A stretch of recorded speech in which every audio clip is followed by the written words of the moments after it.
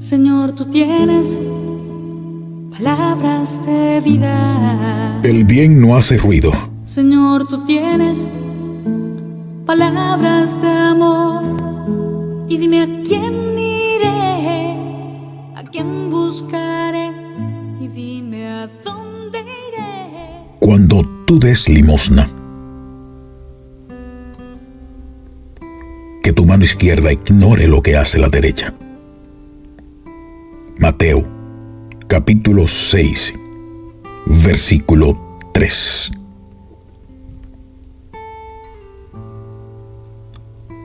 Muchas veces Jesús habló de este silencio del bien.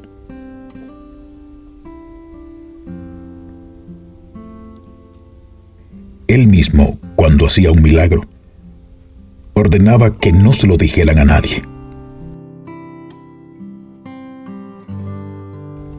El bien se propaga en silencio, sin hacer ruido. Se mostrará en el momento adecuado,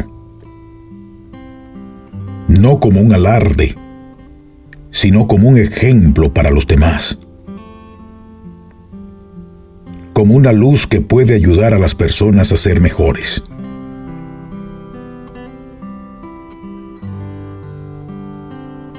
Por eso hoy, actuemos sin hacer ruido, socavando con el bien las estructuras de la sociedad que están contaminadas por el mal.